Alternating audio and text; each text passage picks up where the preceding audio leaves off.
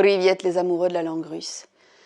Mon père m'a dit, durant toute mon enfance, que le russe était une langue tellement riche qu'elle possédait tous les sons qui pouvaient être émis par une bouche humaine. Et en pratiquant le russe, en écoutant les séries russes et les podcasts russes, j'ai dû m'apercevoir que malheureusement mon père avait tort. Désolée. Il y a des sons qui n'existent pas en russe. Et avec cette croyance forte que mon père m'avait inculquée, je croyais que c'était pas le cas, qu'il y avait tous les sons en russe. Donc je me suis grandement étonnée à trouver des sons qui n'existaient pas, à les chercher, à ne pas les trouver. Et c'est pour partager ça avec vous que j'ai fait cette vidéo aujourd'hui. C'est parti.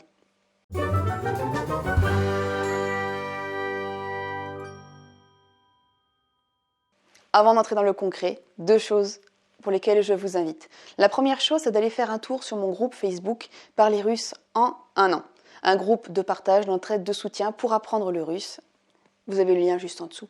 Deuxième chose, si vous êtes débutant en russe, vous avez besoin de support, vous avez besoin de conseils pour vous aider à apprendre le russe. Donc j'ai compilé une bible du débutant en russe qui regroupe tous les supports que j'ai pu trouver pour m'aider à apprendre le russe. Podcasts, vidéos, liens vers des séries auxquelles vous pourrez avoir accès gratuitement sans vous prendre la tête, parce que l'alphabet cyrillique, au début, on a du mal à comprendre ce qu'il dit. Bref, tout pour vous simplifier la vie, c'est directement en barre d'infos. Instant pub, terminé. Alors, le premier son que je me suis aperçu qui n'existait pas en russe, c'est le son « un ». Le son « un ». Vous voyez, un son qui se prononce un peu avec le fond de la gorge et avec le bout du nez. Voilà, le son qui est impossible de dire avec le nez bouché. Voilà. Et ça, je m'en suis aperçue parce que mon père a un nom en un. Et quand je devais dire « je suis Erika, Enska », il est où le 1 ? Il est où le 1 dans le prénom de mon père ? Il est où le 1 ? Donc, je me suis retrouvée à ne pas savoir dire que j'étais, on va dire qu'il s'appelle Julien, c'est plus simple. Voilà, que j'étais Erika Julienevska. Non, ça ne marche pas. Julieneska. Voilà, il ne prononce pas le son 1, il le transforme en N. Voilà. Voilà, tant pis, désolé pour tous ceux qui ont un nom en 1. Le deuxième son qui n'existe pas en russe, c'est encore un son dans le nez, c'est le son en. Comme Julien. Voilà, je donne plutôt des prénoms parce que les prénoms, ça ne se traduit pas forcément en russe. C'est pour ça, c'est plus simple. Et le son en, je vais les chercher partout. Et j'ai demandé à Elena Meledina, ma prof, est-ce que le son en existe en russe ? Elle m'a dit non, le son en, ça n'existe pas.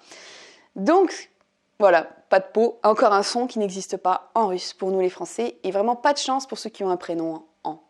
Un autre son qui n'existe pas en russe et qui m'a un peu étonnée, c'est le son oui.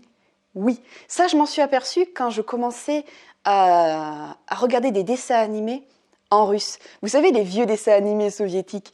Et je regardais le dessin animé Winnie l'ourson. Et je prenais du temps pour le regarder aussi avec ma petite, pour voir, lui faire écouter, etc. Et je me suis aperçue qu'en fait, on ne dit pas Winnie l'ourson.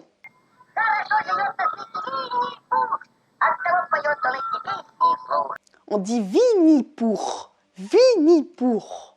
C'est assez amusant, surtout quand c'est lui qui le prononce. J'avoue que ce dessin animé, il est assez hilar.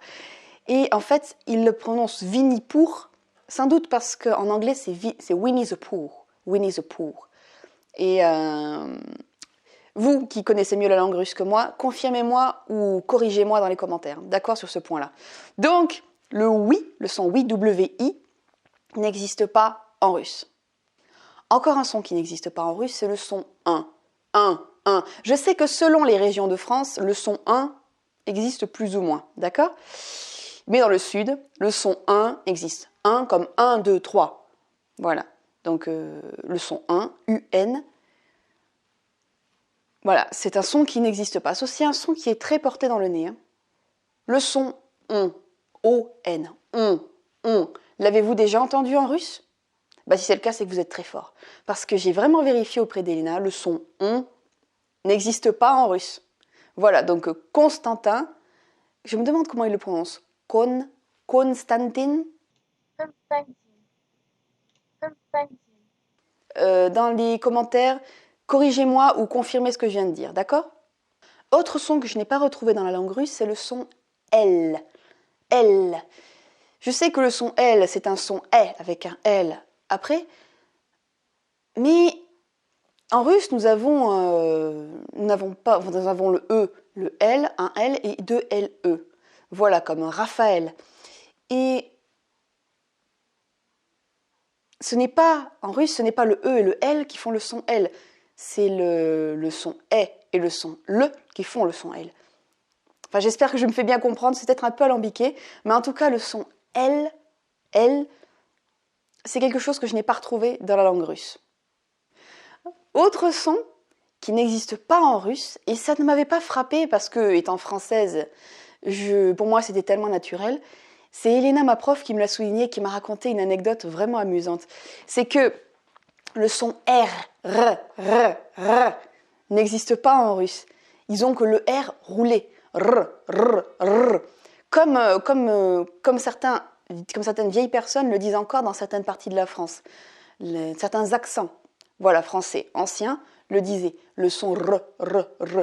Dans le fond, en y réfléchissant, je n'ai pas croisé une seule langue dans laquelle le son R était prononcé comme ça. Dites-moi dans les commentaires si vous avez rencontré ça dans d'autres langues. Mais bon, bref. En russe, le son R n'existe pas. C'est le son R, avec le bout de la langue.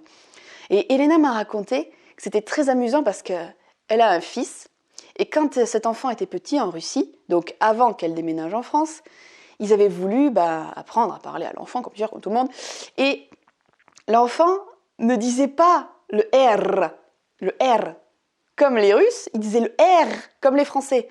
Alors que, voilà, peut-être son père lui parlait français, je ne sais pas. Mais, voilà. Et qu'elle a trouvé ça assez amusant et que c'était, selon elle, quelque chose de très présent en Russie, qu'il fallait parfois amener l'enfant chez l'orthophoniste pour lui permettre de prononcer le R comme les Russes. Donc voilà, donc ça m'a fait beaucoup rire cette anecdote parce que c'est... Voilà, ils prononcent le R et nous on prononce le R et parfois les enfants confondent sans avoir été en France. Je trouvais que c'était assez amusant à souligner. J'espère que cette petite vidéo aura pu au moins vous faire sourire. Dans les commentaires, dites-moi s'il y a d'autres sons que j'ai pu oublier ou alors si je me suis trompée dans les prononciations. N'hésitez pas à me corriger parce que ça me sert. Voilà, du temps que vous le faites dans la bienveillance et dans la construction, ça me sert. Voilà, je vous remercie pour votre écoute, merci pour votre suivi. Franchement, cette chaîne se développe à une belle allure, je suis très contente et je vous en remercie du fond du cœur. Spasiba. En attendant, je vous dis Paka.